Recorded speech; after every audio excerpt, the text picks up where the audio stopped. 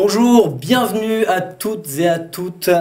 Et d'abord, merci à l'organisateur du Grand Prix de France, à tous les spectateurs qui sont venus au Grand Prix de France. Merci à tous parce que le Grand Prix de France a été un succès fou. 110 000 spectateurs pour ce Grand Prix au Mans sur le circuit Bugatti. Bonjour Michel. Salut David. Bonjour Margot. Bonjour. Thomas. Bonjour. Salut. Et Eric, Salut, bien David. sûr. Nous sommes avec Livio Suppo, un invité exceptionnel, le team manager Suzuki qui nous fera le plaisir de répondre à nos questions dans quelques instants. Donc merci à tous pour ce grand succès du Grand Prix de France. Merci à tous pour ce grand succès aussi de After Sunday qui a passé il y a 2 jours le cap du demi-million de vues. Donc merci à tous sur Facebook et sur YouTube. On va parler évidemment du Grand Prix de France moto. C'était au Mans avec, avant cette semaine folle du Mans, la petite cérémonie, les habituelles cérémonies, Michel, avec Fabio Quartararo qui s'est permis un tour du Parc des Princes dans les travées du parc. C'est devenu une habitude, hein, la Dorna essaie de promouvoir le MotoGP au travers du football. C'est vrai que ça interpelle un peu. Au Qatar, on avait eu la visite du stade qui allait accueillir la Coupe du Monde. Bon, ça faisait un peu sens. Là, bon, le PSG, pourquoi pas. Il avait déjà donné le coup d'envoi du Oui, bon, on sait que Fabio aime le football, c'est bien, mais après c'est vrai que on a un peu l'impression, aujourd'hui il y a des représentants de la Liga qui sont permanents sur les conférences de presse. En Espagne, on a eu des footballeurs du UFC Séville qui ont débarqué pendant la conférence de presse, tout le monde était autour d'eux. À un moment donné, je pense que le MotoGP, il n'a pas besoin du football pour exister, Enfin voilà, c'est un point de vue personnel. Oui, t'aimes pas le foot quoi. Si, j'aime bien le foot, mais est-ce que le foot a besoin du... Enfin, je veux dire, au bout d'un moment, voilà, on a un sport, des valeurs, je vois pas pourquoi on a toujours besoin d'aller créer des événements au travers d'autres sports. Qu'en fasse de temps en temps, c'est une chose, mais enfin bon, on va pas s'étendre là-dessus. Mais on sait que Fabio, sur ses premières victoires, avait célébré ses victoires avec des mimiques... La deuxième victoire avec Mbappé. Hein. De Neymar, de Mbappé, Ronaldo au Portugal. Cristiano Ronaldo, exactement. C'est un fan de foot, donc il accède à ses rêves les plus fous, celui de rencontrer Mbappé, Neymar et Donnarumma, ses potes. Messi. Messi, bien sûr. Bon voilà, le foot. On revient à la moto parce que Johann Zarco, lui, il était star parmi les stars, le petit prince au Parc des Princes. Johann Zarco, lui, il est allé... à une exposition de peinture, ça le correspond, c'est un artiste, hein, Johann Zarco, on le sait. Et il y a un autre artiste, Laurent Drawing, qui avait peint quelques toiles, des aquarelles de Johann Zarco. Il en a exposé une trentaine chez nos amis de CHA. Et il y avait une petite cérémonie. Johann s'est rendu dans les locaux pour le vernissage de cette expo. On regarde, c'était dans le 17e arrondissement de Paris et ça s'est conclu en musique, on regarde ça. Laurent Herman, c'est un mec qui a plusieurs vies dans une vie. Quand nous, des fois, on peut avoir du mal à faire une chose, lui, il a un boulot, un poste vachement responsable chez Beer, mais il peint et il fait de la musique et aussi de temps en temps, il se prépare un triathlon. Je me dis, le mec, comment il fait? Entre nous, on avait déjà discuté. J'ai déjà fait des aquarelles que je lui ai envoyées, qu'il a postées sur les réseaux. Et du coup, on s'est dit ça pourrait être marrant une fois de faire toutes les aquarelles de toutes les années. Et puis voilà, on a communiqué avec Johann, il m'a envoyé quelques photos qui lui paraissaient intéressantes, d'autres que j'ai choisies moi-même. Et finalement, je t'en ai parlé plusieurs fois, mais jusqu'à ce qu'on arrive à organiser ça, c'était compliqué, quoi. Il y a eu Covid, il y a eu plusieurs moments compliqués. L'idée, c'était vraiment de faire toutes les années, voilà, pour faire un concept quelque part, quoi. Donc c'est là, on a réussi à coordonner ça. C'est pour ça qu'il y a autant d'aquarelles de Johann ici ce soir. Merci d'être venu chez CHA, les gars. Sur les petits formats qu'on voit ici, on est sur 8-10 heures de travail. Moi, je peins que le soir, donc au lieu de regarder des séries ou regarder la télé, je peins. Donc en gros, je fais 2 heures par soir. Ça fait qu'une aquarelle me met à peu près une semaine. Moi, je peins en général sur commande. Donc c'est des commandes personnalisées via Instagram, via Facebook. Des gens qui veulent la moto de leur papa, la moto de leur mari, Noël, les anniversaires. Ils ont vu ça sur les réseaux sociaux et ils me commandent des motos spécifiques, quoi. Voilà. C'est que la mienne aime en moi. C'est qu'elle aura toujours le choix. Zarco à la guitare, bon voilà, c'est tellement naturel, c'est sympa. À quelques jours du Grand Prix de France, qu'est-ce que vous en pensez? Écoute, c'est Zarco, hein, c'est vrai il touche une autre, comment dire? Ouais, je suis d'accord. C'est pas mon mot, mais une autre partie de la population, on va dire. Il y a Fabio, on en parlait tout à l'heure, qui touche plus les jeunes, le foot, ceux qui aiment Plus le le foot. star system, hein, Fabio et Johan, c'est plus confidentiel. Ouais, mais il a joué Brassens. C'est exactement Là, ça. c'était le maire footbeat. Hein. Oui, mais on avait du Brassens. On a du Brassens. On le postera. On postera le Brassens sur la page Facebook After Sunday, c'est promis. Johan, c'est un mec agréable. Bah ouais, c'est un mec à part et voilà, qui s'intéresse à plein de choses différentes et c'est ce qui lui donne aussi un peu de profondeur et même si des fois on se dit il est quand même un peu perché le Jojo, mais c'est un super personnage. Il suffit de voir les réactions qu'on a eues lorsqu'on l'a eu en invité la dernière fois dans l'émission. Tout le monde était ravi de l'avoir et c'est vrai qu'on peut, comme dit Michel, on peut ouvrir le champ des possibles avec lui et il y a vraiment des choses à aller chercher alors que certains sont soit dans la langue de bois. Et pour revenir à Michel, on ne parlera pas du football parce que là c'est carrément les caricatures.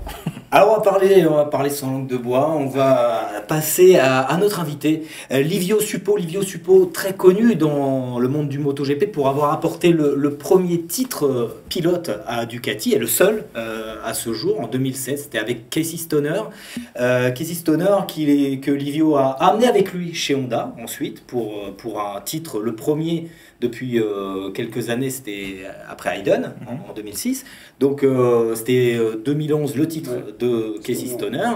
Et ensuite, Livio est parti dans le vélo électrique, je crois, si je ne me trompe pas. Entre autres. Oui, bon, entre-temps, il a quand même recruté Marquez pour rouler un MotoGP. Voilà. Il est parti en 2018, il a quitté Honda quand il y a eu du changement chez Honda, quand Nakamoto a quitté sa place de vice-président du HRC, donc il y a eu un renouvellement.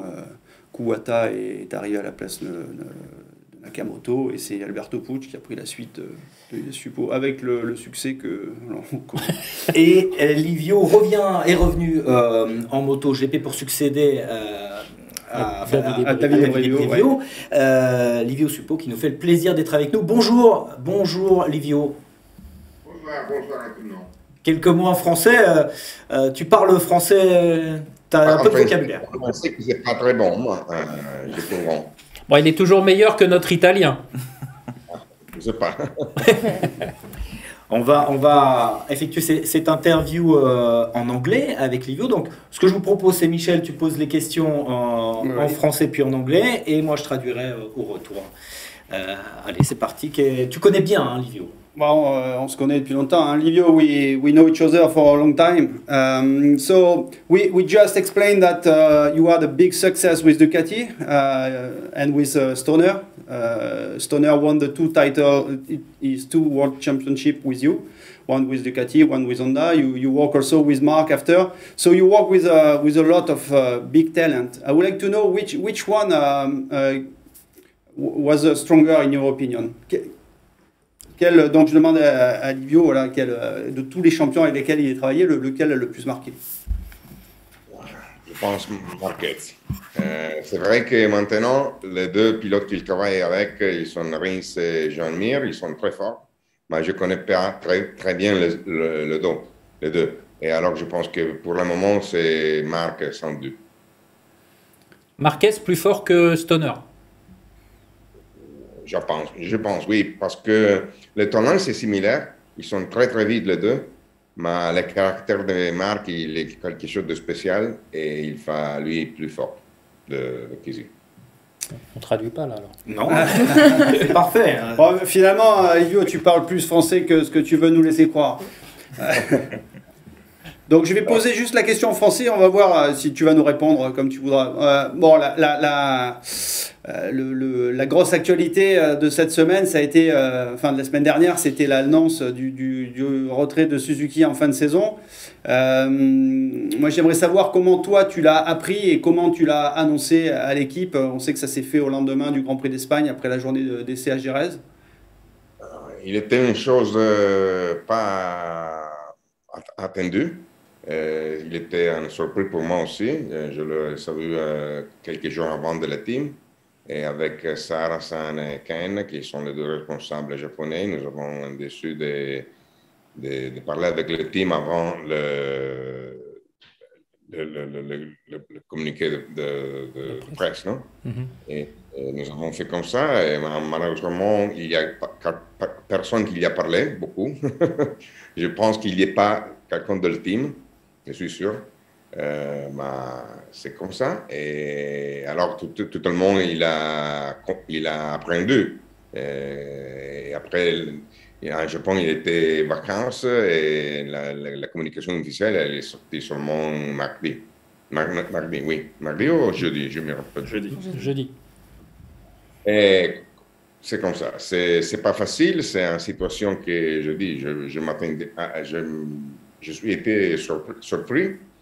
Mais c'est comme ça. Alors nous avons à réagir et de faire une saison très bonne pour laisser pour que Suzuki il va partir avec un bon résultat.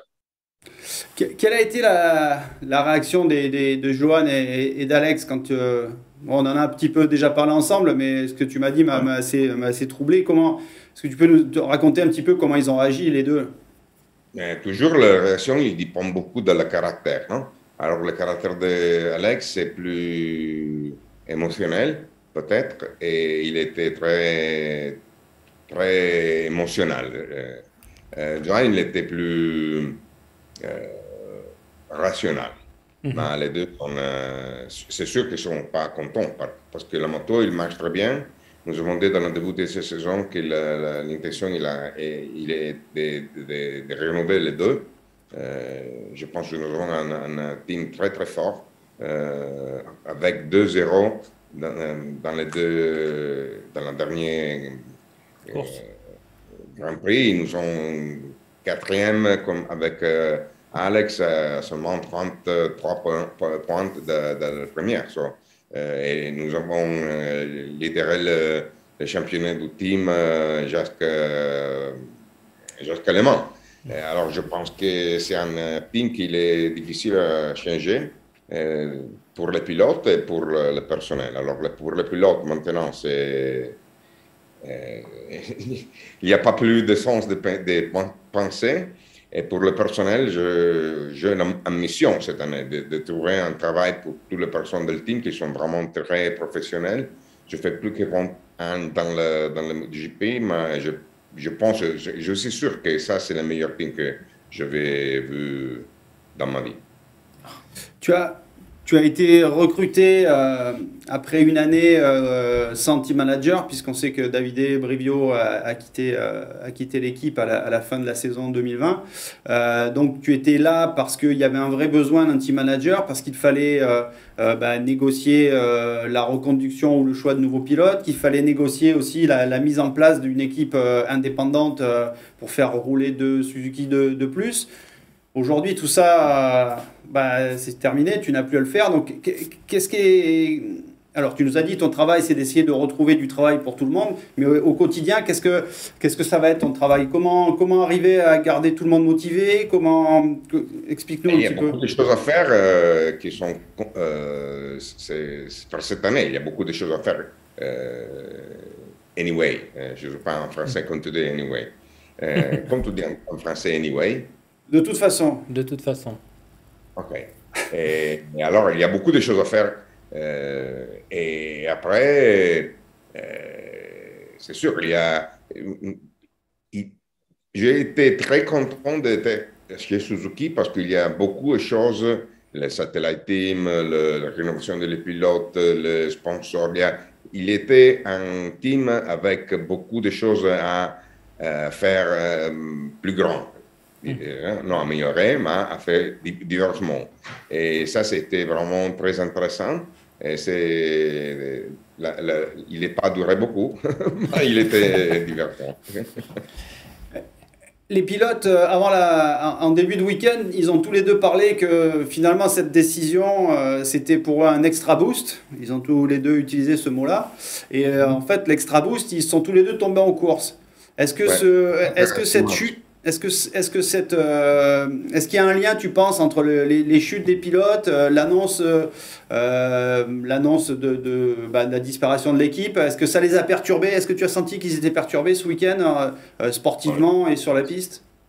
Non, sincèrement, je ne pense pas ils sont tombés pas pour la situation. Ils sont tombés parce que en dimanche, ils sont tombés 7 pilotes, qui sont beaucoup. Il était un week-end bon pour le météo en France, en allemand, mais beaucoup de tombeurs, comme tu dis, beaucoup de crashs. De chute, ouais. Alors, je ne pense pas qu'il était collégué à ça. Le team a réagi très, très, très bien. Je suis très content parce que tout le monde il a travaillé comme normalité. Et les deux ils sont tombés quand ils étaient dans une bonne position. Et ça, c'est positif. La moto, il marche très bien. Il a marché très bien dans tous les circuits que nous avons visités cette année. Alors, je suis très positif pour Mugello, où John l'a traîné, il est terminé sur le podium et Alex, il est tombé, mais il était très vite. Je pense qu'il est positif. Livio, tu étais à la base du projet Ducati en MotoGP, tu étais très très proche de Filippo Preziosi. Qui est toujours d'ailleurs un ingénieur de génie, hein, qui a la Desmo 16 au début, c'était cette moto avec un cadre porteur, un moteur incroyable. La technologie, elle est toujours très importante chez Ducati aujourd'hui avec Dalinia, mais on a l'impression que tout va un peu trop loin avec tous ces éléments aérodynamiques, le ride-eye device, et on se retrouve avec des motos qui deviennent un peu qui n'arrivent plus à se doubler sur les courses, avec des problèmes de pneumatiques qui chauffent, qui prennent de la pression. Est-ce que tu penses qu'on est allé trop loin? Ou est-ce que tu penses qu'il ne faudrait pas trouver des solutions pour qu'on retrouve un peu plus de spectacle? Parce qu'on a l'impression que là, on est en train de prendre le chemin de ce qu'a été la F1 pendant des années. Regarde, je pense que maintenant que tout le monde sait surtout qu'il n'est pas là la prochaine année, c'est plus facile de parler des choses comme ça. Parce que si tu parles avec le MSMA, l'association des constructeurs, des aérodynamiques, c'est toujours, tout le monde va penser que c'est contre l'aérodynamique parce que Ducati a un avantage, non? Pas vrai. Oui, c'est vrai que Ducati c'est la meilleure, mais c'est vrai que je pense, si tu parles avec Sylvain Guintoli, il va lui dire s'il y a beaucoup de différences quand un moto il est à côté de notre moto et s'il y a ou pas de aileron. Le crash, comment tu l'appelles, crash? La chute. La chute. La chute. Ok. La chute d'Alex allemand, il était probablement causé de l'aérodynamique. Et la chute de Zarco avec Morbidelli dans 2020, je pense, à le Red Bull Ring, il était très, très, très dangereux. Je pense qu'il était causé par l'aérodynamique. Je pense que c'est quelque chose qui c'est pour le spectacle, mais plus encore pour la safety, pour la sécurité. Ouais. Ça, c'est quelque chose que, avant de partir, je pense que j'aimerais de faire quelque chose. Merci. Une dernière question pour Livio. On a parlé de l'avenir. Comment tu vois le tien d'avenir? Tu es revenu pour un an, on imagine. Tu m'as dit que tu t'étais rendu compte que ta vie c'était dans le MotoGP, donc tu as envie de rester. Tu as des projets? Moi, je sais, je t'ai vu, mais. Alors, je suis retourné après 4 ans que je fais des autres avec mon usine de vélo électrique. Maintenant, mais je m'amuse beaucoup. J'aime beaucoup être dans le paddock. Et je compris que c'est ma vie. alors peut-être je vais penser quelque chose de différent, mais de rester encore dans le paddock. Merci Livio, merci beaucoup d'être venu. Le français, je vais étudier la prochaine année. Je sais pas ce que je fais, mais peut-être le français sera meilleur. Non, mais bravo, écoute. Peut-être chroniqueur à After Sunday, notamment. Merci beaucoup, Livio. Et bonne fin de saison. Bon, c'est important, c'est intéressant ce que dit Livio sur l'aérodynamique. Ouais, mais je pense que ça va être le vrai débat de ces prochaines semaines. Hein. On en parlera en fin d'émission. Oui. Notamment avec l'aileron cassé. Avec le contact avec Johan Zarco. On passe tout de suite au débrief. On revient à la course du Mans, au fameux Grand Prix de France. On a eu un invité exceptionnel, donc on a pris du temps pour écouter ce qu'avait à dire Livio Suppo, et qui parle très bien français d'ailleurs, très compréhensible. On passe tout de suite au débrief de Michel Turcot.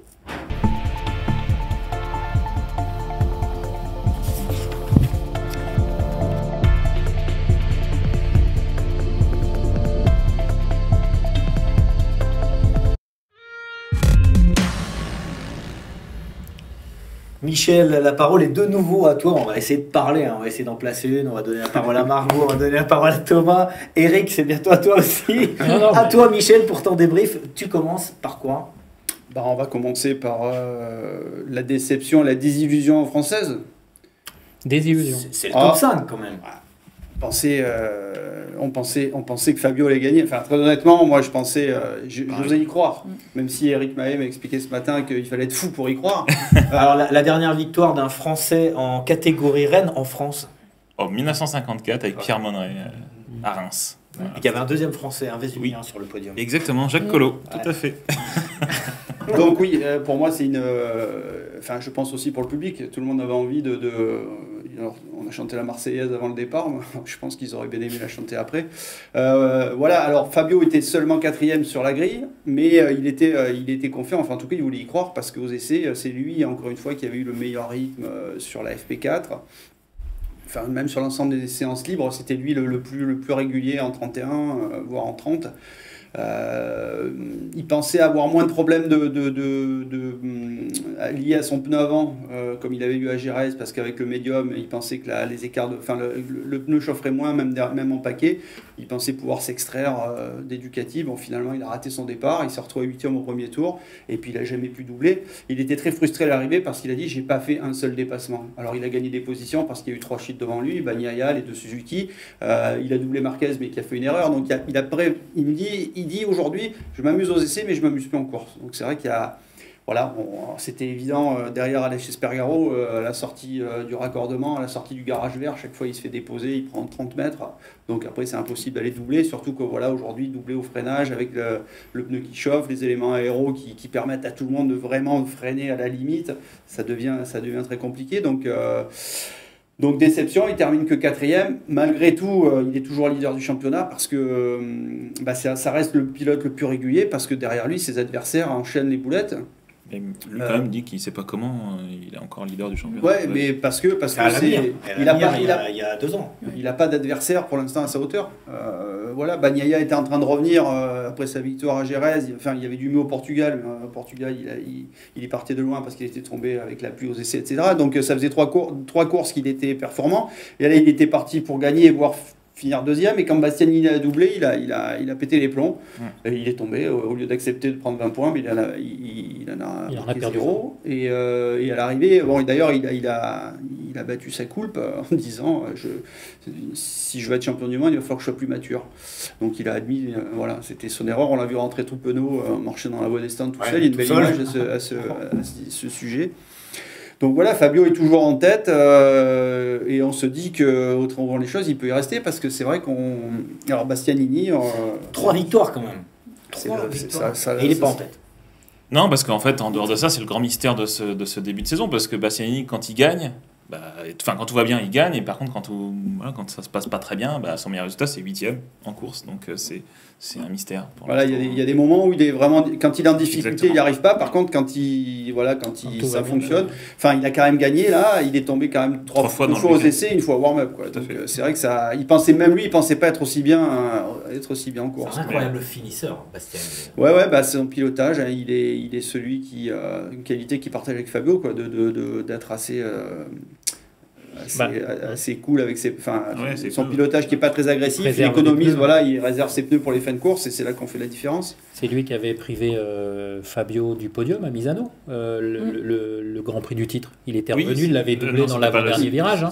C'était le premier. Ah oui, c'est ça, exactement. Dans l'avant-dernier virage. Margot, tu étais sur place, t'as cru que Fabio allait revenir sur Aleix oui, je faisais les allers-retours entre la chicane d'Anop et le musée. Et on était plein en fait à faire les allers-retours parce qu'à ce moment-là, il était vraiment prêt en fait. C'était le seul moment en fait. Passé dans le tunnel quoi. Non, sur la passerelle. Et à chaque fois, on voyait qu'à cet endroit-là, il y était, mais à la fin, on voyait qu'il y avait une trop grande distance. Il y a eu une image très claire là-dessus. À un moment, Aleix Espargaro, il se fait une alerte de l'avant sur 2 virages. Fabio revient. Et une fois qu'il remet les choses en ligne, c'est fini, quoi. Il repart. Et Fabio, pareil, à un moment donné, se fait une grosse frayeur, il perd à 3-4 dixièmes, et en un demi-tour de circuit, il est revenu sur Espargaro, donc il était plus rapide, mais voilà, c'est impossible de passer. Et Espargaro, d'ailleurs, dit la même chose face à Miller. Il pensait qu'il pouvait avoir un meilleur rythme, mais c'était impossible d'aller doubler parce que dès qu'il se retrouvait derrière la Ducati, pression de température, pression. Il n'y a pas que ça. J'ai une question, Doc. Pour toi, le Mans est un des circuits les moins rapides en pointe. Oui, on est aux alentours de combien? Moi, je 315. Ouais, 315, 320 même, je crois. Ouais. Même 323, je crois, même d'ailleurs. Sauf erreur. Oui. C'est en vitesse de Non, mais c'est un circuit type stop and go. En fait, la Yamaha, elle souffre d'un problème de vitesse de pointe qui est surtout lié à son manque d'accélération. Sur une ligne droite plus longue, la différence, elle va se faire. Mais là, c'est à chaque sortie de virage. C'est pour ça qu'au Portugal, c'est pour ça que Fabio au Portugal tenait la dragée, c'est qu'il était très fort dans le dernier secteur, et le dernier secteur, c'est ce grand virage en accélération avant la ligne droite descente, et comme il sortait plus vite, c'est là où il arrivait à les tenir. Mais en vitesse, il y a le Grand Prix d'Allemagne au Sachsenring, c'est pareil, c'est pas un circuit rapide. Bien sûr, tout à fait. Mais voilà, après c'est sûr que c'est frustrant. Quand tu le vois comme une course comme ça, c'est frustrant. Les Ducati, Michel, on en parle dans le carnet de notes ou on parle de Miller Vas-y, tu peux parler. Non, je laisse un peu la parole au Doc, parce qu'après, il va m'en vouloir. Il va dire que je prends toute la couverture. Bon, alors on va passer au carnet de notes pour continuer ce débrief, le carnet de notes du Doc.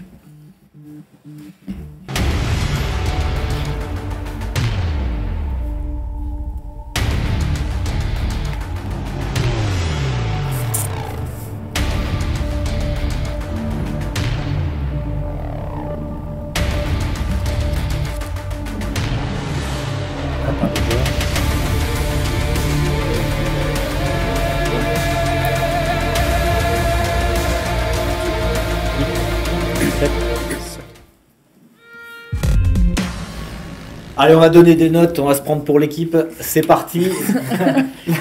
Est-ce que je distribue dans quel ordre je distribue les copies? Non, en quinconce. Non, d'abord, moi je voudrais savoir combien il m'a mis pour commencer. Ah ouais, alors l'élève Miller. Ah, l'élève Miller, manque de régularité, mais bon, là pour une fois, on va lui mettre une très bonne note. Bonne copie. Ouais, bonne copie. Ouais, et puis alors pour la note artistique aussi. Oui, avec la fin. Le spectacle à arriver, il a acheté ses bottes.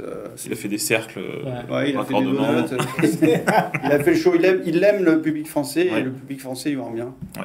Et donc écoute, non, c'était pour revenir sur Miller, mais ça a été aussi très commenté le fait qu'il s'arrête devant la tribune KTM pour lancer ses gants ou je sais plus trop quoi. Je peux faire attention que c'était la tribune. On en reparlera peut-être un peu dans les indiscrets.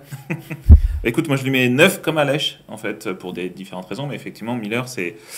Mine de rien, il fait un podium, il met une GP22 sur le podium. C'est le meilleur représentant de la Ducati officielle ce week-end. Il a fait de très bons essais. Après, est-ce que tous ces résultats vont lui permettre de garder un guidon chez Ducati? Ça, rien n'est moins sûr. Et Aleix, parce qu'il enchaîne un 3e podium d'affilée avec Aprilia, et ça fait 4 cette saison, puisque en rajoutant sa victoire en Argentine, Ça fait, bah voilà, on est sur une belle saison d'Aleix Espargaro et il poursuit sur sa lancée. Quelle note, Aleix? 9 aussi. 9 aussi, ouais.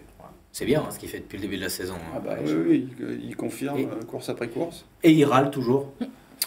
Bah oui, parce qu'il veut être payé comme un champion du monde qu'il n'est pas encore. Donc je pense que chez Aprilia, ça tous. Le problème, c'est avant tout. Ah non, il a mis la pression là. Il a fait des déclarations. Non, il veut. Après, il y a des bras de fer aujourd'hui sur les salaires des pilotes qui sont. Je pense qu'il y a beaucoup de pilotes sur le marché. Il y a beaucoup de disparités en MotoGP. Il n'y a plus de pilotes hors classe comme on a pu avoir ces dernières années. Donc voilà, c'est pilotes qui se valent tous, mais pas loin. En tout cas, ils sont très proches. Je pense qu'aujourd'hui, on a Fabio qui a une cote un peu plus supérieure, mais sinon, voilà, c'est assez serré et puis personne. Enfin, voilà, les budgets aussi sont à la baisse. Je pense qu'il y a des pilotes qui étaient très bien payés chez Suzuki, de ce que j'ai appris, et qui ne retrouveront jamais ce niveau de salaire dans une équipe. Et puis le fait qu'ils se retirent, ça fait plus d'offres que de demandes en fait. Sûr. Donc forcément, le salary cap, il va baisser. Donc une autre note. Une autre note, bah écoute, je vais faire un quinconce comme tu dis. Donc, allez, on y va. Une mauvaise note donc. Ouais, je mettrais un 4 à KTM. D'une façon générale, ils ont été. Ouais, bah là, tu vois, je suis quand même resté assez 4, t'es gentil. Ouais. Tu veux mettre combien? Les pilotes Deck 3 à haute. Ah bah ils sont. Il y en a 3 sur 4 au tapis. C'est ça, il n'y a que Binder qui est meilleur représentant en 8ème position. C'est compliqué pour KTM. Bon, Binder, en plus de ça. Il a cassé son élan, donc on y reviendra plus tard dans le point technique, mais il a cassé son élan, donc il a galéré pendant toute la course. Il a dû faire être beaucoup plus prudent que d'habitude, comme il le dit. Donc c'est KTM complètement inexistant. Faut pas oublier que Binder, j'y repensais tout à l'heure, a fait un podium à la première course de la saison. Il y a eu une victoire avec Miguel Oliveira, mais depuis... C'est inconstant pour KTM. Ah là, non, mais surtout, ils n'y arrivent plus. Ils n'y arrivent plus du tout. Ils sont nulle part, quoi. Ils sont nulle part, et les deux rookies dont on attendait des prouesses, ils sont... je pense le moral dans les chaussettes, quoi. Ce que je disais la dernière fois, enfin dans la voiture, ce que disait Rémi Garner après les qualifs, c'était qu'il espérait que dimanche il pleuve, voire même une tornade pour éviter qu'il n'y ait pas de course. Enfin, finalement, les Kona se font peut-être très bien avec cette KTM. Oui, enfin bon, après, d'une année à une autre, mais c'est sûr que là, il y a presque marche arrière, quoi. Bon, après, ils sont pas seuls, parce que chez Honda, on va te laisser mettre... Tu mets 3 à Alberto Pucci ou... Pour l'instant, j'avais pas noté Honda, parce que bon, j'y avais pas pensé, mais sinon... Ils ont fait un bon week-end, faut pas abuser. Je voulais mettre une note, on va dire, pas contrastée, mais je voulais mettre un 3 ou un 2 à Yamaha, parce que en dehors de Fabio, encore une fois, qui termine au pied du podium... Professeur. C'est qu'on a les 3 autres Yamaha qui sont derniers. Ah oui, les 3 dernières places, ce sont les autres pilotes Yamaha. Donc là, la Yamaha galère complètement. Et même si Fabio dit qu'il peut faire la différence au Mugello, on peut imaginer que ça va être compliqué, d'autant plus compliqué pour les Yamaha face au Ducati au Mugello. Avec cette longue ligne droite, même s'il a gagné l'année dernière. On va être obligé de relever ta moyenne, Doc, parce que la moyenne de classe n'est pas très bonne. Margot, quelle note pour le public du Grand Prix de France et pour l'organisation globale du Grand Prix de France? Pour le public, je mettrais un 10, parce que comme j'ai répété plusieurs fois, voir un circuit entier chanter la Marseillaise, même si c'était du coup avant le Grand Prix, c'est quelque chose, c'est comme dans un stade. Ouais, et puis je crois que c'est un record d'affluence, hein. C'est un record en tout cas pour le Grand Prix de France. C'est sûr. Et c'est peut-être un record absolu, 110 000 personnes. Il faudrait vérifier avec la Thaïlande. Il faut vérifier avec la Thaïlande. Ils étaient un poil en dessous de 110 000 en 2019. Cette année-là, le Grand Prix de France était à 100 000. Un peu plus, 104, 105 000. Donc ça, c'était la dernière saison avant Covid. Voilà, donc la Thaïlande de faire mieux. Ce qui est sûr, c'est que c'est un record dans une enceinte fermée en tout cas. Parce que le Stade de France fait 80 000 places, donc ça ne peut pas être battu. Donc, oui, dans le cadre de la retour à la normalité, voilà. C'est sûr que là... Et après, comme on le disait avant l'émission avec Michel, les événements français qui fonctionnent, c'est le Tour de France, mais ça, c'est un événement gratuit. C'est l'Enduropal du Touquet, parce que mine de rien, il ne faut pas l'oublier, c'est quand même presque 300 000 personnes cette année encore. Et puis après, la F1, c'est 60 000 personnes, si on met en parallèle, 60 000, 70 000. Donc Claude Michy disait que la limite, c'était la contenance. Hein. Oui, circuit, il ne peut pas ajouter de tribune, c'est un homme heureux, Claude Michy. Mais voilà, pendant 2 ans, il a réussi à tenir le Grand Prix avec une jauge, quoi. Ouais, non, mais de toute façon, il fait du bon boulot, Claude, depuis... C'était notre invité lors du dernier After Sunday, Claude. Une note à Johan, peut-être? Ouais, une dernière note, bah oui, effectivement. Moi, je mettrais un 7 à Johan ce week-end, puisque malgré sa pénalité pour avoir gêné un certain Paul Espargaro durant les qualifs, alors Paris est parti 9e du coup sur la grille. C'est bien raisonnable, ça, ces pénalités. Là, à mon avis, celle-ci était probablement justifiée, même si c'est pas de sa faute. Elle arrive tard dans l'après-midi, hein, quand même. Ouais, mais enfin, ça s'est examiné, c'est normal. Après, moi, Margot met un 10 au public, moi je mettrais un 9 parce que personnellement, j'ai trouvé très déplacé, encore une fois, les sifflets à l'égard de Marquez ou voire à l'égard de Paul Espargaro. Moi, je trouve que c'est les sifflets sur une grille de départ, ça n'a pas sa place. En fan zone également, hein. Il a été sifflé Paul Espargaro. Ah oui. Ouais, c'est assez ridicule. Parce que la fan zone, c'est un point clé du Grand Prix, c'est un truc très sympa. Il y a eu des sifflets sur Paul. Ouais, mais c'est complètement nul. Après, voilà, les frères Espargaro, on les connaît, ils ont un peu tendance à se plaindre. Mais bon, chacun a ses défauts. Après, voilà, c'est des gars qui mouillent la chemise, qui prennent des risques sur la moto, qui font le maxi pour eux, pour leurs employeurs, pour leur spectacle. Donc je pense que, il n'y a aucune raison de les siffler, quoi. Et d'ailleurs, Zarco souffle jamais sur les braises, hein, chaque fois qu'il est mis en cause. Voilà, il ne met pas en cause.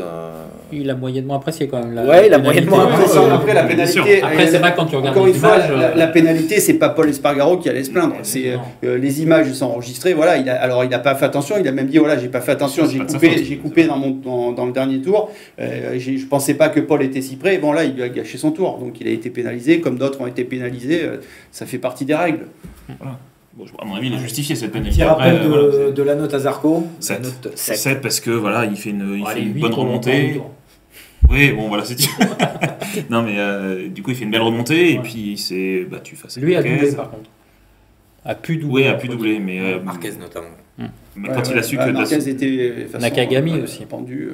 Puis là, c'est pareil, les Honda, en termes de moteur, ça. Allez, on passe au coup de cœur.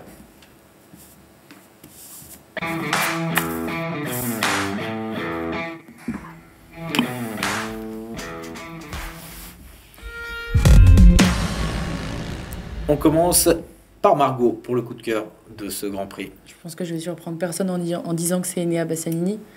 Une course... Je surprends. Non. Non, mais c'est... Non, c'est une très bonne course. Il a pressé comme il fallait sur Bagnaia. Il a fait une très bonne course. Il a saisi les bonnes opportunités. Et pour moi, c'est mon coup de cœur MotoGP. Le coup de cœur de Michel?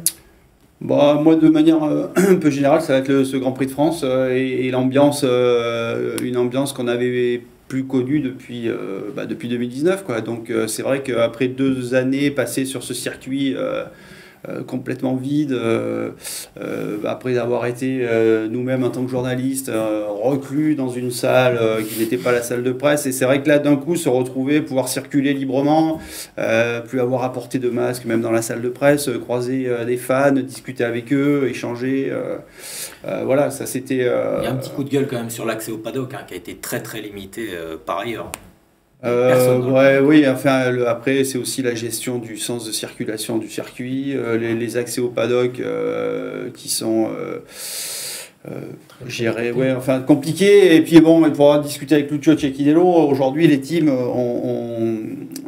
on leur a limité les passes invitées, et en plus ces passes sont devenues nominatifs. Donc par exemple, une équipe comme LCR qui fonctionne avec plein de petits sponsors, donc après ces gens-là ils mettent un peu d'argent dans l'équipe, en échange de quoi on les invite sur le circuit. Donc le problème c'est que jusqu'à présent c'était des invités qui venaient passer 3 heures, et puis après il y en a d'autres qui venaient, donc ça permettait à ces gens-là de visiter le paddock, le garage, de vivre un peu ça de l'intérieur, et voilà, une équipe pouvait inviter plein de sponsors, de partenaires, et aujourd'hui ils sont hyper limités par rapport à ça, et bon, c'est un peu dommage, quoi. C'est un peu dommage parce qu'en termes d'économie, voilà, il y a des choix de la Dorna qui sont c'est un peu comme le football, ça.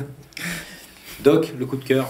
Écoute, Enea Bastianini, parce que c'est vrai que c'est un pilote qui, déjà en fait, quand on voit, alors je sais plus c'est quelle journée, je pense que c'était le vendredi soir, je crois, il bat le record du tour de Johan Zarco, et ensuite il a continué malgré comme on a dit, les 3 chutes durant le week-end.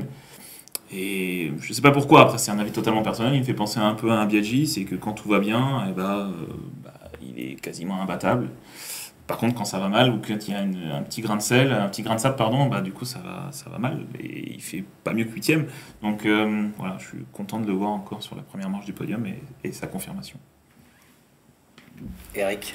Alors moi, ça va être le speaker du Grand Prix de France. Non, je rigole. Non, moi, je mettrais bien un coup de cœur à Jacques Miller, parce que indépendamment du fait qu'il est en ballottage, et on ne sait pas trop comment il va réagir, comment ça va se passer pour lui l'année prochaine, il assure le show, il fait une course, comme tu l'as dit, Doc, super construite, solide. Et puis après, comme tu l'as dit aussi, Michel, il est là, il fait le con, hein, on va le dire clairement. Après, sur le podium, il fait sa célébration à l'australienne, il boit le champagne dans sa botte. Non, c'est même pas la sienne, je crois qu'il boit dans la botte de Bastien. J'ai pas fait attention. Après, il monte sur la passerelle, il est au-dessus de tout le monde, on se dit, s'il tombe, c'est un massacre. Et après, il essaye de balancer sa botte de l'autre côté de la piste dans les tribunes, et ça tombe au pied d'un commissaire. Il a débarqué à la conférence de presse en chaussettes, c'était assez drôle, en branchant le Spargaro. Non, mais c'est à l'australienne, quoi, un peu. C'est vrai que naturel. Voilà, naturel, et ça, c'est un vent de fraîcheur, ça fait du bien, quoi. Et Miller, il est aussi sympa à côté que devant la caméra. Oui, c'est ça. Il est nature au quotidien. Il est nature, mais ça va peut-être pas lui permettre de garder son guidon chez Ducati. Ça va se préciser dans les semaines à venir, Michel. Là déjà, on se devrait savoir. Je pense que le Grand Prix de Barcelone, de Catalogne, va éclaircir pas mal de choses. Je pense qu'on devrait avoir l'annonce de Fabio, la prolongation de Fabio chez Yamaha à ce moment-là. Et très certainement, le choix du deuxième pilote Ducati sera fait aussi. En tout cas, on en parlera tout à l'heure dans les indiscrets. On va faire un peu le bilan sur les transferts. Moi, je vais attribuer un coup de cœur qui va permettre de compléter le podium, parce que moi, c'est Aleix Espargaro qui m'a particulièrement impressionné à résister à Fabio, alors que je pensais que Fabio fondrait dessus. Alors évidemment, il y a un déficit moteur, mais il faut tenir à chaque fois. Pas faire d'erreur. Il faut tenir au championnat, il faut tenir en course, et Aleix est là et il porte haut les couleurs Aprilia, et c'est impressionnant ce qu'il fait. Alors ça, c'est sur la piste. En coulisses, c'est sa façon de se plaindre constamment. C'est vrai que c'est un petit peu agaçant, mais voilà, Aleix fait des courses complètement dingue cette année, et au championnat est très bien placé d'ailleurs. Deuxième au championnat. À 4 points de Fabio. Ouais. Allez, on reste en MotoGP, on reste dans la technique on va parler d'aérodynamique dans le zoom technique.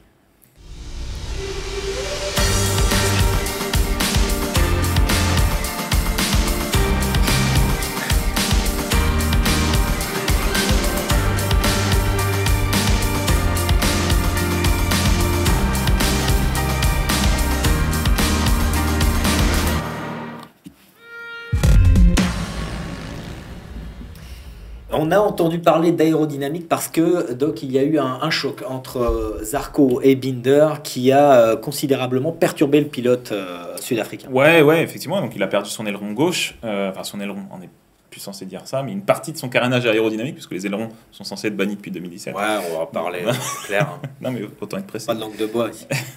Mais ouais, il a perdu son aileron gauche, effectivement, et donc, comme il le disait, une moto totalement instable. Obligé de se concentrer à chaque virage, à chaque accélération, pour chaque freinage, pour pas partir à la faute. Une moto qui vibre à chaque fois et qui devient limite inconduisible, comme on peut dire. C'est arrivé à Rémi Gardner, hein, c'est ça, au Grand Prix d'Espagne, sauf erreur, est-ce que tu peux confirmer, je ne me rappelle plus, qui a perdu un aileron et qui disait que sa moto était inconduisible. Oui. C'est ça, hein, je sais plus, j'avais un doute entre lui et Fernandez. Et Fernandez n'avait pas roulé. Mais du coup, on est sur un élément crucial maintenant sur les MotoGP. On peut dire que sur un aileron, on a entre 30 voire 40 kg d'appui aérodynamique. Donc forcément, quand tu l'enlèves, ou quand tu en perds un sur des deux côtés... C'est sur la vitesse maxi. Oui, bien sûr. Non, bien sûr. Parce que, pour aller à l'inverse, pour te contredire, entre guillemets, regarde Zarco, une année, je crois qu'il abîme sa Ducati, il a plus d'aileron, et à la fin, il dit que ça ne l'a pas spécialement gêné. Alors, est-ce que c'est l'aileron en lui-même ou est-ce que c'est la conception de l'aérodynamique de la moto? Tu vois ce que je veux dire? Alors on a appris En tout cas, quelque ça chose nous en début équilibre. d'émission. C'est Livio Suppo, lui, il attribue l'accident d'Autriche entre Morbidelli et Zarco à un problème aérodynamique, c'est-à-dire qu'il s'est fait surprendre Bien sûr, par tout à l'appui. fait. Mais là, même juste là plus récemment, hein, je veux dire, Alex Rins, la chute d'hier, c'est clairement ça. C'est qu'on a combien de pilotes qui donnent à la prise des freins à l'arrivée à la Dunlop. Donc il suffit que Alex Rins soit à l'aspiration d'un autre pilote type Ducati ou autre, et forcément à la prise des freins, si t'as pas une bonne... C'est arrivé à Zarco aux essais. Mais il n'y a pas qu'à lui. Hein, il a traversé le bac à gravier à combien le nombre de 170, il disait qu'il est Combien rentré dans le bac à 170. 170, Mais Johan, il disait qu'il avait essayé une autre trajectoire et qu'il s'était raté, entre guillemets, je juge pas, il disait qu'il s'était raté sur la trajectoire et que du coup il avait redressé pour tirer droit. Après, on n'a pas bien vu ce qui s'est passé avec Alex Rins, mais je dirais que la faute à pas de chance, c'est quand on le voit sur les images, c'est que Johan, lui, il ressort du bac, il est bien en ligne, alors que Rins, quand il revient sur l'asphalte, la moto, elle est en travers, elle est presque perpendiculaire à la piste, c'est pour ça qu'il chute. Après, effectivement, on voit pas ce qui se passe au début. Est-ce que c'est une erreur de trajectoire ou est-ce que c'est une perturbation aérodynamique? Après, voilà, comme dit plusieurs pilotes, c'est que maintenant avec l'aéro, mais aussi avec les ride aid device, il y a de moins en moins de dépassements possibles. C'est difficile de suivre une moto sans avoir la pression du pneu qui monte, la température du pneu qui monte, de rester stable derrière une moto. Donc, comme tu posais la question, juste titre à Livio Suppo, est-ce qu'il faut faire quelque chose? Est-ce qu'il faut essayer de limiter ce genre de développement à l'avenir? Est-ce qu'il faut... Il a envie d'agir, Livio Suppo, d'ici la fin de l'année. C'est ce qu'il nous a dit. Ouais. Donc la Dorna a déjà, enfin c'est pas la Dorna, mais en tout cas le règlement impose une seule mise à jour aérodynamique pendant la saison à chaque constructeur, donc ceux qui n'ont pas de concession. Par contre, le Ride Aid Device, pour l'instant, même si on peut imaginer qu'il est déjà bien abouti, pour l'instant est encore en cours de développement. Donc il faudrait peut-être aussi voir si on peut pas contrôler ce genre de device qui reste quand même assez opaque, on va dire. On ne sait pas trop comment fonctionne. On a pas mal de questions à poser aussi sur les statistiques, de nouvelles statistiques préparées par le doc. On regarde ça tout de suite. Non, je t'écoute. L'instant stat. Bon, l'instant stat va arriver. C'était une statistique. Allez, donc les stats. Allez, on commence par les stats. Eh ben écoute, Ducati, premier, deuxième, donc c'est la première, mine de rien, c'est la première fois que ça arrive cette saison. La dernière fois, c'était quand ils ont fait tripler à Valencia l'année dernière. Autre chose intéressante pour Ducati, c'est la 13e course d'affilée qu'ils ont au moins un de représentants sur le podium. Leur record, c'est 17, c'était à l'époque de Stoner. Donc ils se rapprochent progressivement et on peut imaginer qu'avec autant de Ducati sur la grille, leur record risque d'être battu. Oui, d'autant que les deux prochains circuits sont c'est ça. favorables. Sachsenring un peu moins, mais Ducati peut en cacher une le autre. Mugello Barcelone, on Oui. a du mal à imaginer qu'il n'y ait pas une Ducati sur le podium. Exactement, surtout avec les entraînements de Michele Pirro récemment.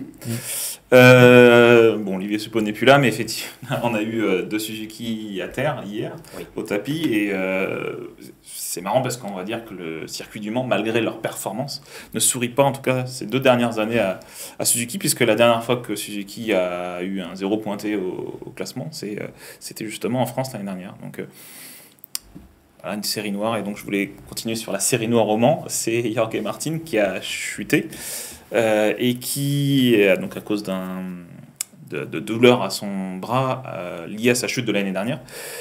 Martin, il faut le savoir, c'est que dans toute sa carrière en Grand Prix, n'a jamais marqué un seul point au Mans. Donc malgré quelques pole positions en Moto 3, malgré une victoire, en tout cas un podium très proche en Moto 3 également, il n'a jamais réussi à marquer un seul point. Suzuki au Mans, quand même, c'est la première victoire en MotoGP, c'était là, c'était au Mans. Oui, en 2007. C'était Vermeulen, sous la pluie. Sous la pluie. Ouais. C'est Voilà. un circuit qui peut sourire à la marque aussi, notamment aux 24 heures aussi. Tout à fait. Avec cette victoire. J'ai quelques oui. autres chiffres. Ouais, bien sûr. Pour juste montrer la régularité des 2 leaders au championnat, on a Aleix et Fabio qui mènent le championnat. Ce sont les seuls, depuis le début de la saison, à avoir marqué des points sur toutes les courses. Donc c'est assez intéressant. Donc là, on est au premier tiers du championnat. Et je voulais juste faire une petite mention spéciale à Di Gianantonio qui marque ses premiers points. Donc tous les rookies ont marqué des points, à l'exception de Raúl Fernandez maintenant. Donc, ça commence à tarder un peu. Ouais, ça commence à tarder pour lui. Donc. Il se dit qu'il sera plus chez Tech 3. Enfin, on en reparlera après. On va en parler vite. On va. Ouais, une dernière stat. Allez, Ça suffit maintenant. On va laisser parler les autres. Margot, Ça suffit. Parler aussi, Non, mais c'est juste pour il la- s'est passé des choses en Moto 2 et en Moto 3. Juste pour la continuité de ce que j'avais dit au premier Grand Prix, Marc Marquez cumule 59 victoires en Grand Prix. Enfin, en MotoGP, pardon, en catégorie 1. Là, avec la victoire de Bastianini hier, maintenant, l'ensemble des autres pilotes de la grille cumulent autant de victoires que lui. Donc, Ah ouais, ça a été long. Hein. ça a été long, mais bon, voilà, maintenant, ça se rapproche de plus en plus. Ouais, Marquez encore en difficulté. Il a essayé de résister, mais. Voilà. Ouais. Margot, on va parler de Moto 2 et de Moto 3 maintenant avec toi. Donc, ta rubrique Margot GP, on commence par quoi? Moto 2, Moto 3? Moto 3 toujours. Oh, toujours. Allez. Une fois j'ai fait Moto 2. Les petits chouchous de Margot, c'est les Moto 3. J'adore. Allez, on y va. Allez, Moto 3 avec Allez. une course avec 2 départs. Hein. Exactement. Il faisait bien chaud et beau hier au Mans, sauf au début de la Moto 3, où il y a eu une petite averse juste avant.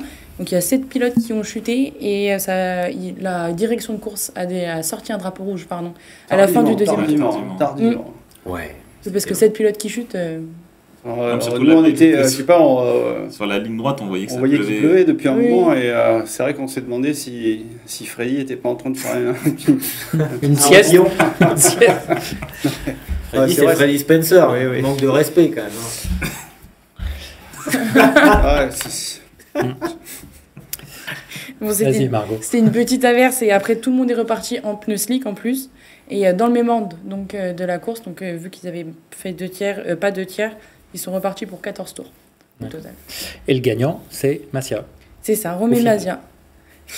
Romé Mazia, donc l'Espagnol partait 3e sur la grille de départ. Il a dominé la majeure partie de la course et il était plutôt au-dessus du lot, j'avais l'impression. Enfin, de l'extérieur, il était au-dessus du lot, même si c'était toujours serré parce que c'est Moto 3, donc c'est toujours serré.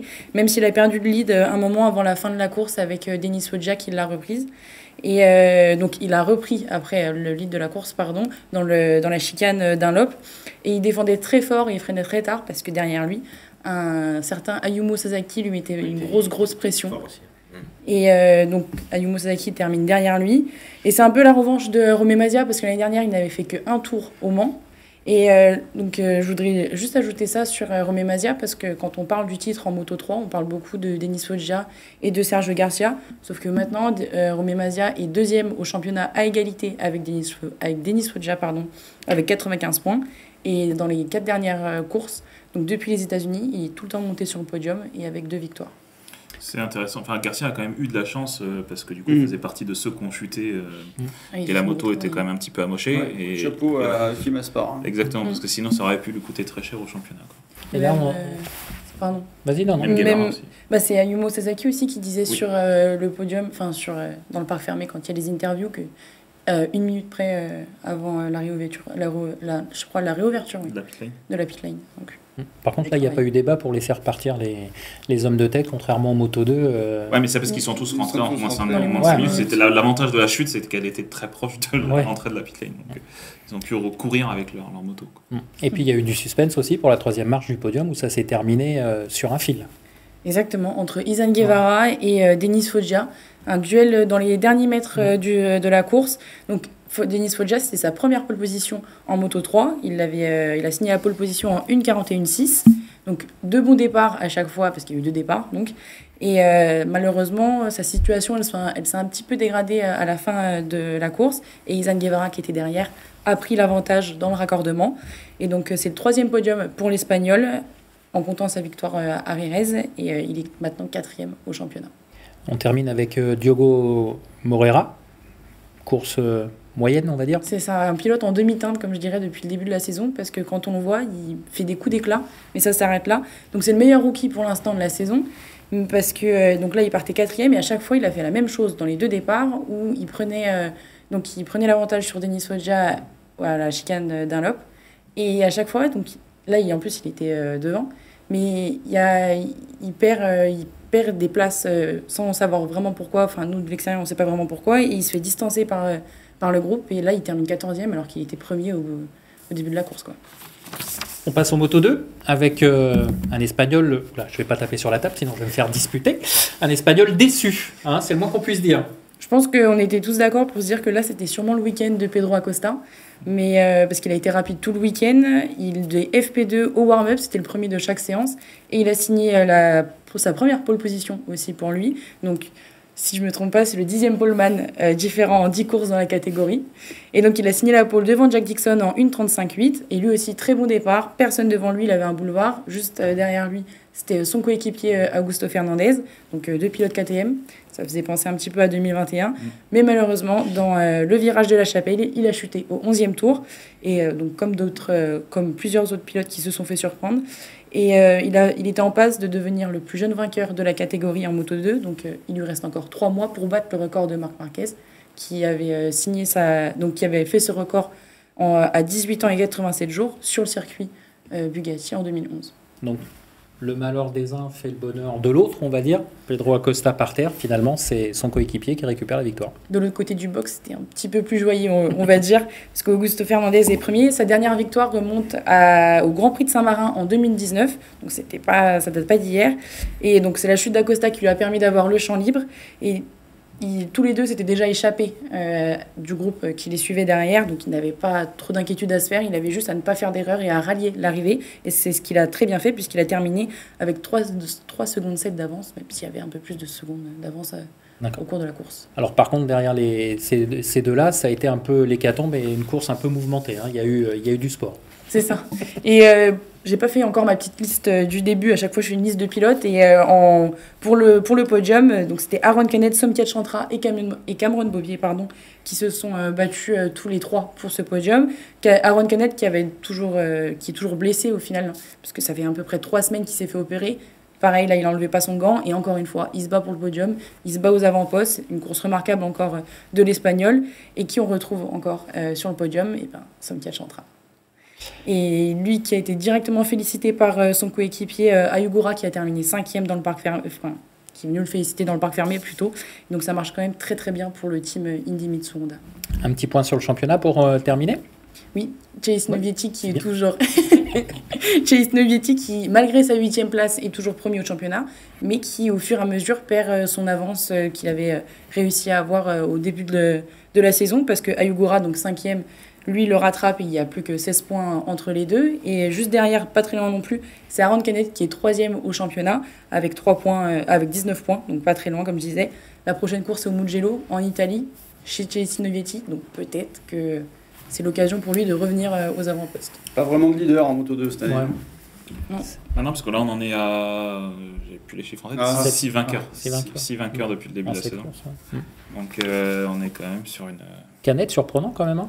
Avec ses blessures, il revient comme ça. Il cherche toujours sa première victoire. Mais troisième hein, sur le Grand Prix précédent. Et là, 2e, bon, il bénéficie de circonstances, mais impressionnant. C'est le ballon rose qui doit lui donner la motivation. Vous avez vu sa préparation quand il fait comme ça, là, vous n'avez pas vu sa préparation? Adepte des réseaux sociaux que toi. Après son opération. Après son opération, hein. Il a été énormément sollicité et vu. Peut-être le nœud papillon aussi. Oui. Ça doit aider. Peut-être les tatouages aussi. Bon, c'était le Grand Prix de France. Ce week-end, les pilotes français Zarco et Lorenzo Felon avaient des casques spéciaux pour ce Grand Prix de France. On a vu celui de Johan Zarco. Lorenzo Felon avait un casque spécial pour le Grand Prix de France et il l'a offert au président de la Fédération française de motocyclisme qui était sur ce plateau il n'y a pas si longtemps, Sébastien Poirier, qui s'est vu remettre le casque par Lorenzo Felon en guise de remerciement pour le soutien dont il bénéficie depuis le début de sa carrière en Grand Prix.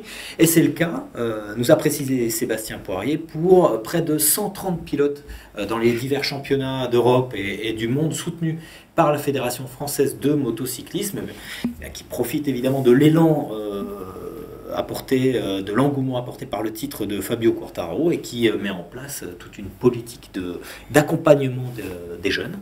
Et justement, on s'est rendu sur le circuit Carole la semaine dernière pour aller la semaine du Mans. Sylvain Guintoli était le parrain d'une opération Carole for Kids. C'est l'initiation aux jeunes 6 à 14 ans sur des Ovalet, les fameuses petites motos italiennes. Il y avait Sylvain Guintoli, il y avait Sébastien Poirier et évidemment plein de jeunes pilotes. On regarde ce petit reportage. On est très heureux de mettre en place cette école. Les 2 points forts, c'est d'une part la récurrence, c'est-à-dire qu'on propose un calendrier complet sur toute l'année de 18 dates sur le circuit Carole. Et puis la deuxième chose, ce sont des formules adaptées, avec des formules packagées, avec des motos qui sont louées et mises à disposition des jeunes, un équipement qui est aussi fourni, et ça c'est vraiment très important, de pouvoir proposer à des jeunes qui sont loin du monde de la moto, eh bien, le fait de découvrir la moto sans forcément être équipé ni de casque, ni de combinaison, et encore moins de moto. Et donc à travers cette école, eh bien, c'est un package complet qui est proposé, et sur des formules simples, accessibles, avec encore une fois cette récurrence. Quand les parents, les enfants qui regardent le MotoGP à la maison, qui regardent les courses, ou qui ont envie de faire de la moto, l'envie elle est là. Après l'histoire c'est de trouver vraiment une structure et un endroit où on peut venir découvrir le sport moto, ou même apprendre à faire de la moto dans un environnement contrôlé.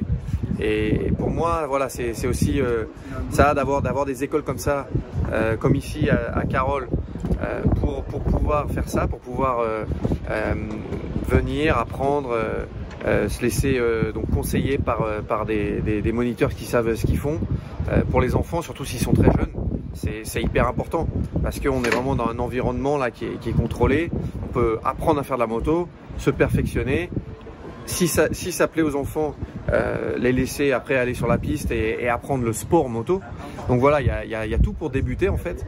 Et bien sûr, c'est beaucoup mieux de le faire dans un environnement comme ici que d'essayer de le faire à l'arrache comme ça quand on ne sait pas trop ce qu'on fait, quoi. Donc voilà, c'est une belle opportunité, disons, pour les enfants et pour les parents. Ça fait des années qu'on voulait mettre en place une école de pilotage pour les jeunes à Carole. On a eu la chance d'avoir la fédération qui nous a soutenus dans ce projet. La fédération est surtout le circuit Carole, donc, et voilà. L'école Garac, on a la chance d'avoir Vincent Malzac, donc un des responsables du lycée, qui a cru en notre projet, et donc ils sont lancés dans l'aventure avec nous. On a 10 élèves, une dizaine d'élèves qui s'occupent des motos et qui font l'entretien en permanence. De temps en temps, on a quelques élèves qui viennent avec nous bosser sur les journées. Il faut de la relève. Et là, la relève, elle est où? Le cross, on a ce qu'il faut. La vitesse, on a un petit peu, je dirais, à se demander ce qui va se passer. Là, je pense qu'avec ces gamins et cette relève-là, je pense qu'il y a matière à faire quelque chose de sympa. Le vrai âge, c'est 7 ans. De 7 à 12, on est dans l'expérience, l'identification d'un gamin, une possibilité de le faire, et surtout pour les parents de pouvoir suivre, hein. Les coûts de combinaison, les coûts de casque, les coûts de gants, tous ces coûts financiers sont lourds pour une famille. Et aujourd'hui, avec cette catégorie, on va pouvoir donner de l'effet de sortie de pilote. Qui est très impliqué hein, dans la recherche des nouveaux talents. On voit un élan en ce moment en France pour essayer de combler un creux. On sait qu'entre Fabio Quartararo, Johan Zarco et Lorenzo Felon, il y a un creux, et la fédération et tout un tas d'acteurs de la moto veulent éviter qu'il y en ait un autre derrière.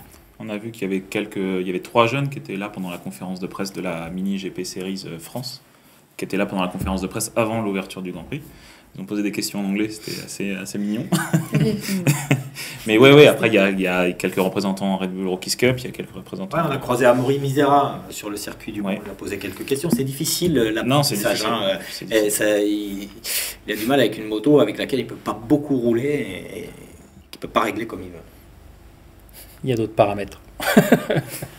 Et voilà, donc la recherche des nouveaux talents en France, c'est la mission que s'est assignée la Fédé avec ses petites motos, c'est pas mal. L'ouverture de circuits de karting, c'est bien. Il y aura quand même, je pense, une inertie avant qu'on ait... Oui. Il faut déjà remplir la base, on va dire, avant que la pyramide se construise. Il suffit un talent au-dessus des autres pour que ça aille vite. Hein. C'est aussi...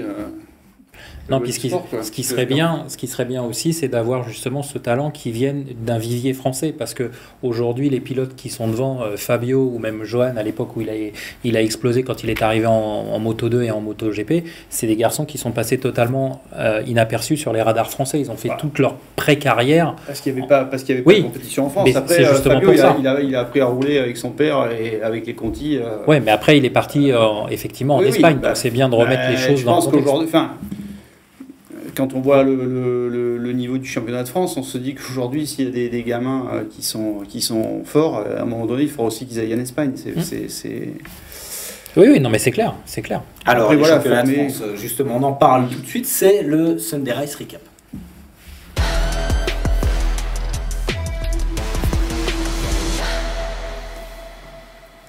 Il y avait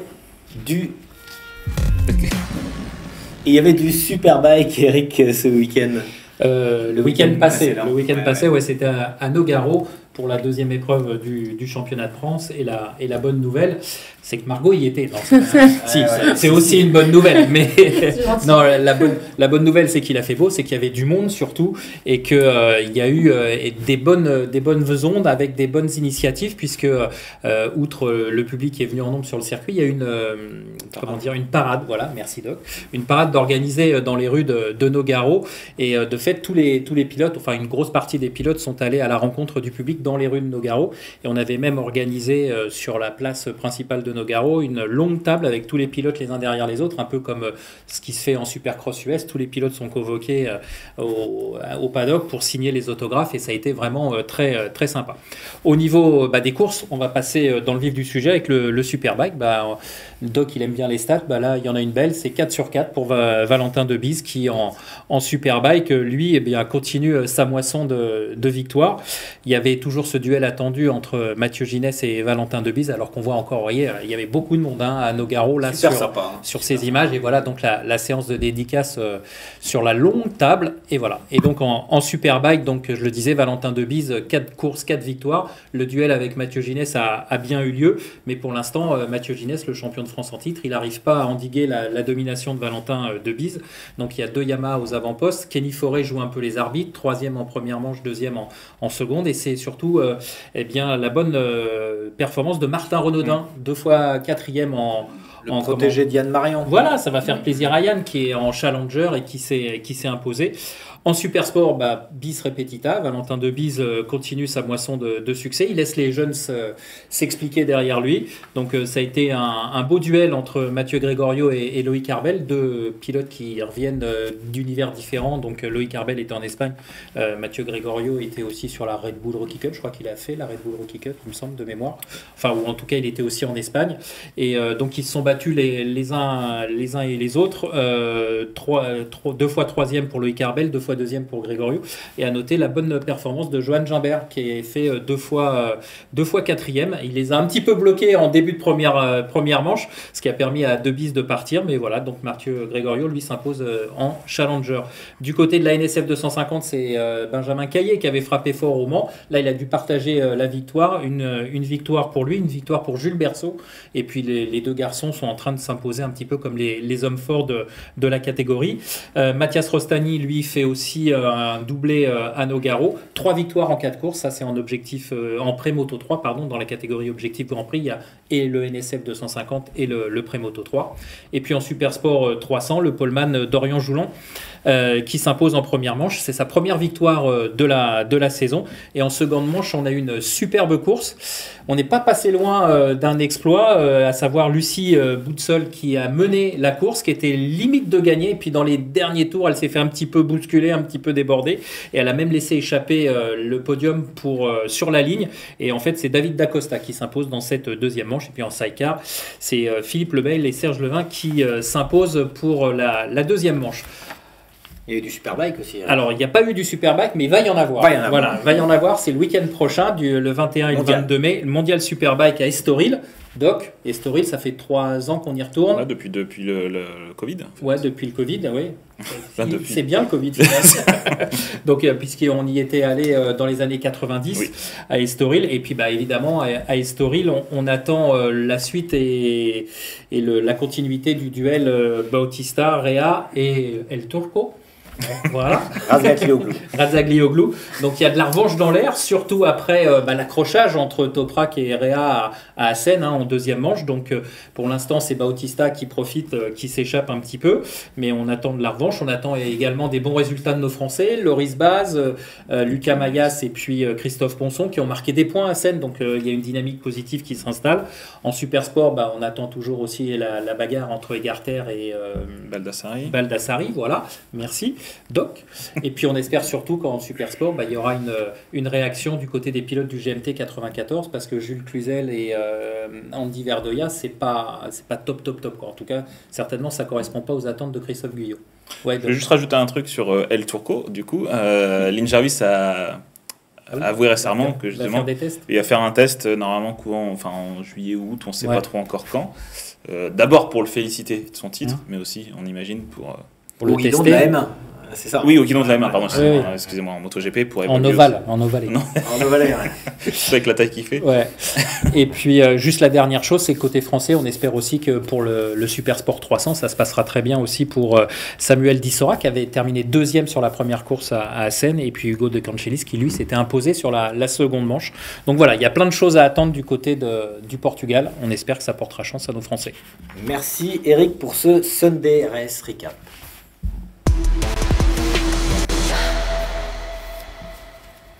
On va terminer l'émission sur les rumeurs de transfert. On en parlait, on va revenir tout de suite sur les indiscrets. La rubrique qu'on attend, ça va se faire de plus en plus pressant. Les indiscrets, c'est tout de suite.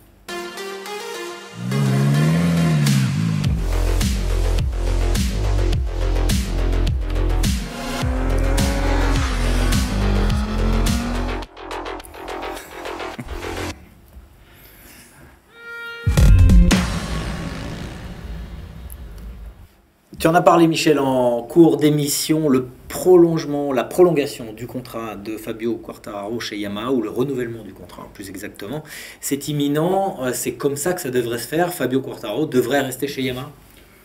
Je pense qu'il va rester chez Yamaha, après avoir longtemps imaginé qu'il puisse partir, mais la piste, on savait qu'il avait 2 pistes autres que Yamaha, c'était Suzuki et Honda. Honda, c'est quand même un piège, à la fois parce que la moto, elle fonctionne pas, le management de l'équipe est très critiquable et très critiqué aujourd'hui en interne, et en plus c'est quand même un nid espagnol avec des sponsors espagnols, donc aller se fourrer là-dedans, je suis pas sûr que ce soit une bonne idée. La piste Suzuki était très intéressante parce que équipe familiale, oui, enfin voilà, une bonne équipe avec qui Eric Mahé a toujours eu de bons rapports à l'époque de David Brivio. On sait que Randy Depugné était pilote d'essai là-bas. Voilà, une moto qui était une Yamaha en mieux, quelque part. Enfin, en tout cas, un 4 cylindres en ligne avec plus de puissance. Enfin, une très bonne machine, une très bonne équipe.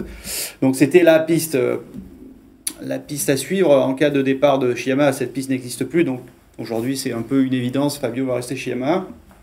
2-3 détails à régler, pas forcément l'argent comme tout le monde s'avance à le dire. Voilà, Fabio et son management veulent des garanties sur le développement du moteur. Ils sont en train d'en obtenir avec voilà, une équipe renforcée à la fois humainement et matériellement. On parle d'une cellule de développement qui serait basée en Europe avec un renforcement d'ingénieurs. Donc voilà, bon, tout ça, il reste des choses à finaliser, mais on peut imaginer que début juin, ça sera officialisé. Je pense à Barcelone. Voilà, Barcelone, ça va être aussi le tournant des négociations chez Ducati, où se joue la 2e place de pilote d'usine auprès de Pecco Bagnaia, qui lui a déjà re-signé pour 2 saisons. Donc on l'a dit, Jack Miller est plus que menacé. Ça se jouait jusqu'à présent entre Bastianini et Martin. Voilà, Bastianini tient largement la cote, puisque 3 victoires contre 1, et puis surtout voilà, des résultats quand même plus, même s'il est irrégulier, Martin l'a encore plus. C'est vrai que l'Espagnol est assez décevant. Alors on dit qu'il aurait un peu des soucis personnels qui l'affectent et le déstabilisent en ce moment. Quoi qu'il en soit, c'est vrai que s'il y a à choisir, Bastianini a largement pris l'ascendant sur... Ouais, puis le team manager de Pramac, Campinotti, pardon, a changé un petit peu son discours. Au Mans, il disait maintenant l'idée c'est plus de garder Jorge et Johan. Tu vois, on sent que le Jorge Martin il est revenu dans le giron Pramac. Tu vois, c'est ce qu'il disait au micro de tes ex-confrères, David, chez Canal. Il disait que l'idée maintenant ça serait plus de garder la même stabilité d'équipe. Après, le problème c'est qu'il n'y a pas aujourd'hui il n'y a pas trop de pilotes susceptible de passer du Moto 2 au MotoGP. Donc après, on peut aussi imaginer aller récupérer d'autres pilotes, des jeunes pilotes qui sont arrivés, on pense aux pilotes Tech 3, qui sont, enfin en tout cas Raúl Fernandez qui est arrivé un peu en marche arrière chez KTM. Ça se passe très mal, on peut imaginer qu'il va essayer de aller. Alors après, je sais pas, je pense qu'il y a une option sur la deuxième année. Est-ce que c'est à KTM de la lever ou pas? J'ai pas les détails du contrat, mais on peut imaginer que ça va bouger. Après voilà, Mir et Rins aussi sur le marché. C'est Mir deux vrais clients en discussion, les deux, avec Honda notamment. Hein. Ouais, je pense que Mir chez Honda c'est réglé. Après, je sais que c'est réglé. Ouais. Je n'ai pas annoncé, mais pour moi c'est réglé. De ce que je sais, c'est d'ailleurs même, enfin là, Livio n'en a pas parlé, mais moi il m'a dit clairement que Jerez, avant que l'annonce du retrait soit faite, il y avait des discussions qui étaient encore avec Mir et visiblement. Je pense que il n'y avait pas une volonté de... J'ai failli lui poser la question quand il dit ils n'ont pas du tout réagi de la même façon, parce que je pense qu'effectivement, Joan Mir était déjà en route vers Honda. Et tu l'as dit un peu plus tôt dans l'émission, Eric, Miller se rapprocherait de KTM. Hein, et... Je sais pas, c'est la nouvelle tendance du Mans. Donc, le numéro de aujourd'hui, tout le monde discute avec tout le monde. En fait, il parle du... Je te coupe, excuse-moi Michel. Les rumeurs, elles sont fondées sur le fait que le nouveau team manager de chez KTM, c'est le team manager qu'il avait chez Pramac, et comme ils ont travaillé ensemble, qu'ils ont eu des bons résultats ensemble, ça pourrait être l'élément qui fait que Miller pourrait se retrouver chez KTM.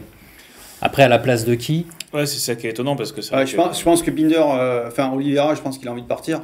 Je suis pas sûr que KTM a envie de le garder non plus. Donc après, la place chez Yamaha aussi. Hein. Bah, bien sûr, je pense que après il y a aussi est-ce que Morbidelli va rester dans l'équipe Factory? Parce que vu ses résultats, on peut imaginer qu'Yamaha pourrait après il est sous contrat chez Yamaha, on peut le faire glisser dans l'équipe. Alors encore faut-il qu'il y ait cette équipe B aussi qui est menacée. Il y a tellement de trucs.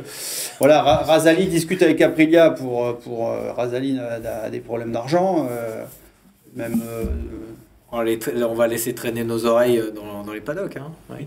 Non, mais Ah oui, mais je sais qu'il a des problèmes pour payer l'hospitality, payer Razali. Voilà, donc du coup, on peut imaginer que de payer 2 Yamaha, c'est compliqué. Voilà, donc il pourrait peut-être, s'il continue à aller chez Aprilia, où les motos seront certainement moins chères, et Jarvis a clairement dit que s'il fallait avoir seulement 2 motos l'année prochaine, c'était pas pour lui un problème.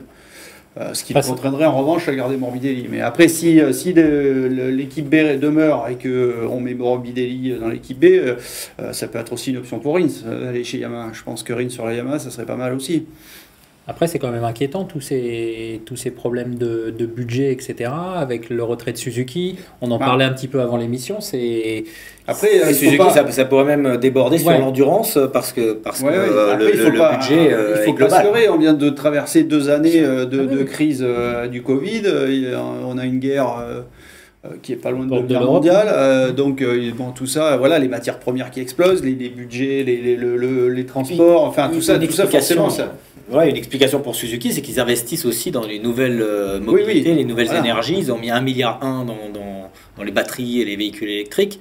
Ils vont avoir des amendes à payer en Allemagne pour un Dieselgate aussi. Donc voilà, il y a aussi une dimension économique là et puis encore une fois un sport moto qui est un peu à la traîne par rapport à l'automobile sur la problématique environnementale, sur la problématique des énergies. C'est vrai que la moto est un peu à la traîne, quoi. Carburant propre, il disait quand même, il y a Hervé Poncharal qui expliquait qu'à l'horizon 2024. C'est officiel. L'année prochaine, c'est 40%, c'est non, ça? Non, c'est 2024. 2024, c'est 40% et après c'est 100%. 2026 non, 2027 100%. Enfin, on reste sur un éco-fuel, mais bon, des moteurs thermiques qui on sait sont condamnés à terme. Donc c'est vrai qu'on sent pas vraiment de recherche à ce niveau-là, quoi. On est je pense que MotoGP est un peu en retard. Discussion à poursuivre lors du prochain débrief, messieurs, dames. Merci Margot, merci Thomas, merci Michel. Merci David. On se retrouve le 30 mai prochain. Eric? Avec plaisir. Également pour le débrief du prochain Grand Prix. Ce sera le Grand Prix d'Italie. Ce sera au Mugello et on se retrouvera pour le débrief. Merci, un grand merci à vous tous pour le demi-million de vues sur YouTube et Facebook. N'oubliez pas d'aller liker, commenter nos pages et il reste des lots à gagner. Merci à tous et à très bientôt. Salut.